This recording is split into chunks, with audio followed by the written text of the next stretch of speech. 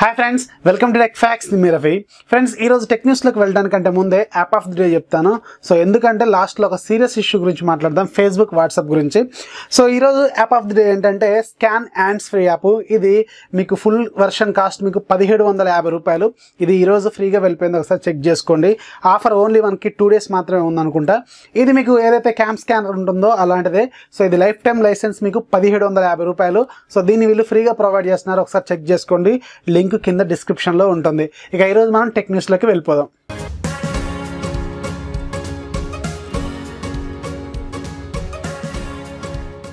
Motorola one పవర్కి త్వరలోనే Android పై update రాబోతుంది. దీనికి సంబంధించిన గీక్ బెంచ్ స్కోర్స్ అనేది ఈరోజు లీక్ అయిపోయినాయి. సో ఈ గీక్ బెంచ్ స్కోర్స్లో మనకి ఆండ్రాయిడ్ పై మీద రన్ అవుతున్న మోటరోలా వన్ పవర్ స్కోర్స్ అయితే వీళ్ళు ప్రొవైడ్ చేశారు. దీంట్లో మనకి సింగిల్ కోర్ స్కోరు 1274 చేసింది, అలాగే మల్టీ కోర్ స్కోరు 4508 చేసింది.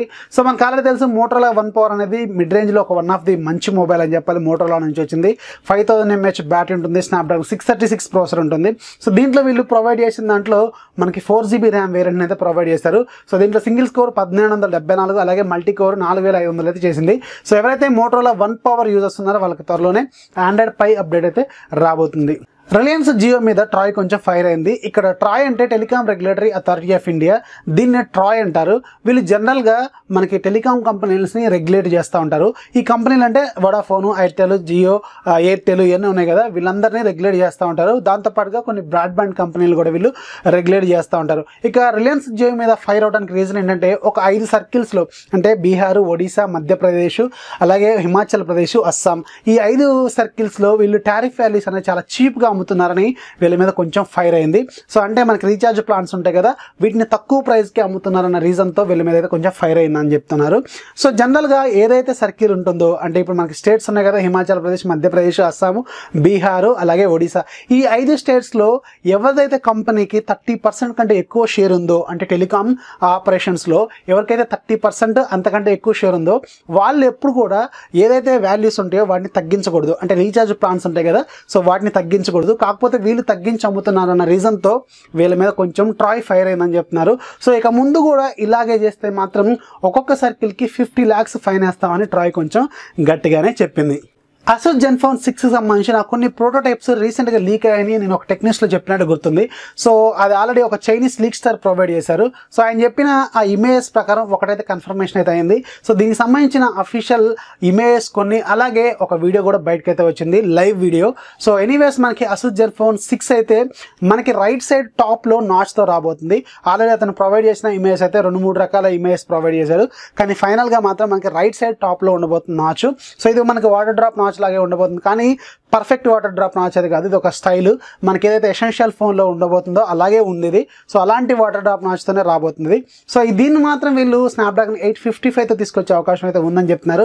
అలాగే దీని లాంచ్ మేబీ MWC ఈవెంట్ 2019లో అయితే అనౌన్స్ చేసే అవకాశం అయితే ఉంది. MWC అంటే తెలుసుగా మొబైల్ వరల్డ్ కాంగ్రెస్ అనమాట. సో అక్కడైతే దీన్ని లాంచ్ చేసే అవకాశం అయితే ఉందని చెప్తున్నారు. ఎనీవేస్ అసూస్ జెన్ఫోన్ 6లో అయితే మనకి టాప్ సైడ్ రైట్ సైడ్లో మనకి నాచ్ అయితే ఉండబోతుంది. అలాగే దీంట్లో Type-C పోర్ట్తో రాబోతుంది. మేబీ స్నాప్డ్రాగన్ 855తో వచ్చే అవకాశం ఉందని చెప్తున్నారు. నెక్స్ట్ మనకు ఒక సెక్యూరిటీ రిపోర్ట్. ఈ రిపోర్ట్ వచ్చింది అల్లటప్ప కంపెనీ కాదు, కాస్పర్స్కీ. ఇది ఒక రష్యన్ బేస్డ్ యాంటీవైరస్ ప్రోగ్రామ్ తయారు చేసే కంపెనీ అనమాట. సో దీని గురించి చాలా మందికి తెలిసే ఉంటుంది. ఇది వరల్డ్లోనే one of the best antivirus program తయారు చేసే కంపెనీ. అలాగే వీళ్ళు ఇంటర్నెట్ సెక్యూరిటీ కూడా ప్రొవైడ్ చేస్తూ ఉంటారు. ఇక ఈ కంపెనీ ఇచ్చిన రిపోర్ట్ ప్రకారం మన ఇండియాలో ఇంటర్నెట్ వాడుతున్న వాళ్ళు 1/3 ఆఫ్ ది ఇంటర్నెట్ యూజర్స్ అనే వాళ్ళు ఆల్రెడీ హ్యాకింగ్స్కి గురవుతున్నారు, ఆల్రెడీ మాల్వేర్ అటాక్స్కి గురవుతున్నారు అని చెప్తున్నారు. కాకపోతే వాళ్ళు మాల్వేర్ అటాక్స్కి గురైన సంగతి వాళ్ళకు కూడా తెలియదని చెప్తున్నారు. అలాగే మన ఇండియా అనేది వరల్డ్లోనే ఇంటర్నెట్ హ్యాకింగ్స్కి ఇలాంటి మాల్వేర్ అటాక్స్ గురయ్యే కంట్రీస్లో 24th ప్లేస్లో ఉందని చెప్తున్నారు. సో అంత సెక్యూరిటీ అయితే మన ఇండియాలో లేదని చెప్తున్నారు. సో మన ఇండియాలో ఇంటర్నెట్ సెక్యూరిటీ అనేది చాలా పూర్గా ఉందని చెప్తున్నారు. ఇక దాదాపు జూలై నుంచి సెప్టెంబర్ మధ్య కాలంలోనే మన ఇండియాలో దాదాపు 64,50,023 మాల్వేర్ అటాక్స్ జరిగినాయి అని చెప్తున్నారు. అంటే మీరు ఇంటర్నెట్ బ్రౌజ్ చేస్తున్నప్పుడు కానీ లేదంటే ఏదైనా ఫైల్ డౌన్లోడ్ చేస్తున్నప్పుడు కానీ ఇలాంటి అటాక్స్ అయితే జరుగుతుంటాయి. సో జనరల్గా ఇలాంటి మాల్వేర్ అటాక్స్ అనేది మన ఇండియాలో ఎలా జరుగుతున్నాయి అంటే మీరు ఏదైనా బ్రౌజ్ చేస్తున్నప్పుడు ఏదైనా ఫైల్ డౌన్లోడ్ చేస్తున్నప్పుడు మీకు తెలియకుండానే అన్నోన్ ఫైల్స్ డౌన్లోడ్ అవుతాయి అని చెప్తున్నారు. మీకు తెలియకుండా అన్నోన్ యాప్స్ మీ ఫోన్లో ఇన్స్టాల్ అవుతాయి అని చెప్తున్నారు. అలాగే మీరు పీసీలో బ్రౌజ్ బ్రౌజ్ చేస్తున్నప్పుడు మీకు తెలియకుండానే మీరు వాడుతున్న ఎక్స్టెన్షన్సే మీకు సంబంధించిన సెక్యూరిటీని తీసుకుంటున్నాయని చెప్తున్నారు. సో మీకు సంబంధించిన డీటెయిల్స్ అన్నీ కూడా తీసుకుంటున్నాయని చెప్తున్నారు. ఇక మేజర్గా ఈ మాల్వేర్ అటాక్స్కి మేజర్ రీజన్ వాళ్ళ ఇంటెన్షన్ ఏంటంటే మీకు సంబంధించిన బ్యాంకింగ్ డీటెయిల్స్ సంబంధించి మేజర్ అని చెప్తున్నారు. సో మీకు సంబంధించిన బ్యాంకింగ్ డీటెయిల్సే వాళ్ళకి కావాల్సిన మేజర్ సోర్స్ అనమాట. సో అందుకే మీకు సంబంధించిన ఇలాంటివి మాల్వేర్ అటాక్స్ జరుగుతున్నాయని చెప్తున్నారు. సో దాదాపు 64,50,000 23 అటాక్స్ అనేవి మన ఇండియాలో జూలై నుంచి సెప్టెంబర్ మధ్య కాలంలోనే జరిగినాయని చెప్తున్నారు. సో మీరు జాగ్రత్తగా ఉండాలి. ఎప్పుడైనా సరే మీరు సిస్టంలో ఏదైనా బ్రౌజ్ చేస్తున్నప్పుడు కానీ కొంచెం ఒక మంచి యాంటీవైరస్ ప్రోగ్రామ్ను కొనుక్కోవడం లాంటివి చేసి కొంచెం సెక్యూర్గా ఉండటం బెటర్ అని నేను అనుకుంటున్నాను.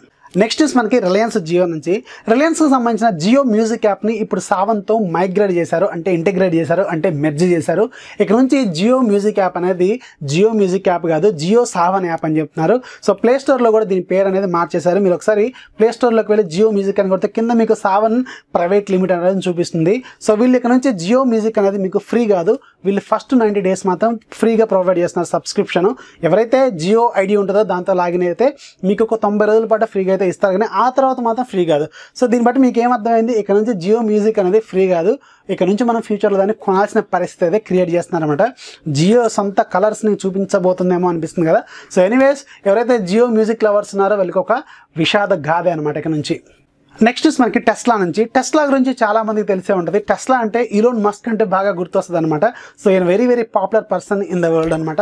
ఈయనకు సంబంధించిన రకరకాల కంపెనీస్ అనేవి ఉంటాయి. సో దాంట్లో మనకి ఎలక్ట్రిక్ కార్స్, స్పేస్ ఇవన్నీ కూడా వెరీ వెరీ పాపులర్. అలాగే టెస్లాకి సంబంధించిన ఎలక్ట్రిక్ కార్స్ అనేది వరల్డ్ వైడ్గా వెరీ వెరీ పాపులర్ అనమాట. సో అంత పాపులర్ ఉన్న కార్స్ మన ఇండియాలో కూడా రాబోతున్నాయి 2019లో. దీనికి సంబంధించిన అఫీషియల్ ఇన్ఫర్మేషన్ అనేది దాని CEO ఈలోన్ మస్క్ నిన్న ట్వీట్ అయితే చేశారు. సో ఇది చెప్పిన దాన్ని బట్టి మన ఇండియాలో 2019లో పార్షియల్గా టెస్లా అనేది ఇండియాలోకి ల్యాండ్ అవ్వబోతుందని చెప్తున్నారు. సో ఎనీవేస్ ఎవరికైతే ఈ టెస్లా కార్స్ మీద ఇంట్రెస్ట్ ఉంటుందో వాళ్ళకి ఒక గుడ్ న్యూస్ అనేది చెప్పాలి. మన 2019లో వీళ్ళ కంపెనీకి సంబంధించిన కార్స్ అనేది మన ఇండియాలో కూడా అమ్మబోతున్నారు. ఇక లాస్ట్ న్యూస్ ఏంటంటే ఫేస్బుక్ అలాగే వాట్సాప్కి సంబంధించిన ఒక సీరియస్ ఇష్యూ నేను స్టార్టింగ్లో చెప్పాను కదా, అదే అనమాట. సో ఈ ఇష్యూ ఏంటంటే మన తెలుగు రాష్ట్రాల్లోనూ అలాగే ఇండియాలో కూడా ఇప్పుడు మనకి ఎలక్షన్స్ జరగబోతున్నాయి.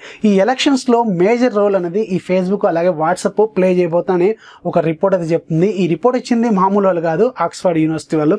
సో ఆక్స్ఫర్డ్ చెప్పిన దాని ప్రకారం లాస్ట్గా జరిగిన ఒక 2-3 yearsలో ఎలక్షన్స్ అలాగే రాబోయే ఎలక్షన్స్ అన్ని కంట్రీస్లో కూడా రాబోయే ఎలక్షన్స్ మీద ఎక్కువ ప్రభావం మేజర్గా ఫేస్బుక్ అలాగే వాట్సాప్ నుంచే ఉండబోతుందని చెప్తున్నారు. సో జనరల్గా పొలిటీషియన్స్ అనేవాళ్ళు రకరకాల సోషల్ మీడియా ప్లాట్ఫామ్స్ ద్వారా, అంటే మనకి ఫేస్బుక్, వాట్సాప్, ట్విట్టర్, ఇన్స్టాగ్రాము అలాగే Google+ ఇలాంటి సోషల్ మీడియా ప్లాట్ఫామ్స్ ద్వారా వాళ్ళకి సంబంధించిన థీమ్స్, వాళ్ళకి సంబంధించిన ఇన్ఫర్మేషన్ అనేది మిస్లీడ్ చేస్తున్నారు, అలాగే మిస్గైడ్ కూడా చేస్తున్నారు అని చెప్తున్నారు.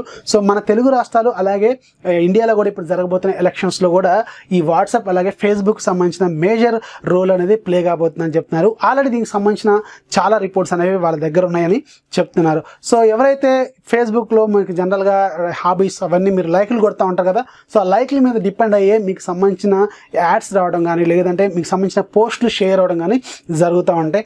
అలాగే మీకు ఫేస్బుక్లో మీ హాబీస్ లిస్ట్లో పొలిటికల్కి సంబంధించిన ఒక హాబీ లిస్ట్ కూడా ఉంటుందని చెప్తున్నారు. దానివల్లే మీకు సంబంధించిన అన్ని డీటెయిల్స్ కూడా వాళ్ళ దగ్గర ఉంటాయని చెప్తున్నారు. అలాగే మీరు జనరల్గా ఏ పార్టీ అంటే ఇష్టం ఉంటుంది, అలాగే మీరు జనరల్గా ఎవరిని ఫాలో అవుతారు, ఇవన్నీ కూడా డీటెయిల్స్ అనేవి మీకు ఫేస్బుక్లోనూ అలాగే వాట్సాప్ ద్వారా ఇన్ఫర్మేషన్ అనేది తీసుకుంటున్నారని చెప్తున్నారు. సో దాన్ని బేస్ చేసుకొని మీకు సంబంధించిన పోస్టులు షేర్ చేయడం అలాగే వైలెన్స్ చేయడం ఇలాంటి రకరకాలుగా చేయబోతుందని చెప్తున్నారు.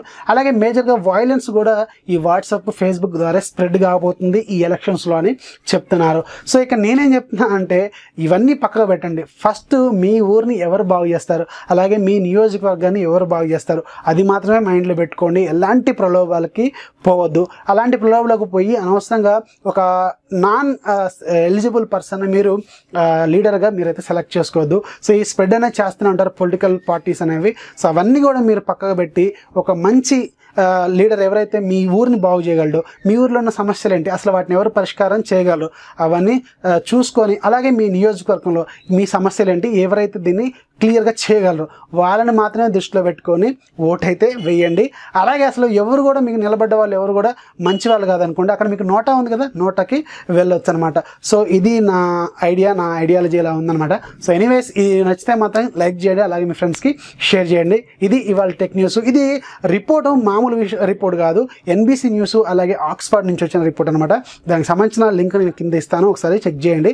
సో వెరీ వైలెన్స్ అయితే జరగబోతుంది అనేది ఒక రిపోర్ట్ అయితే చెప్తుంది అనమాట. సో ఇది ఫ్రెండ్స్ ఇవాళ వీడియో నచ్చితే లైక్ చేయండి, అలాగే మీ ఫ్రెండ్స్కి షేర్ చేయండి. నేను చెప్పింది మాత్రం మర్చిపోకండి. అవసరమైతే నోటా కన్నా వెళ్ళండి, కానీ అనవసరమైన ఎలిజిబుల్ పర్సన్స్కి మాత్రం మీరు ఓటైతే వేయద్దు.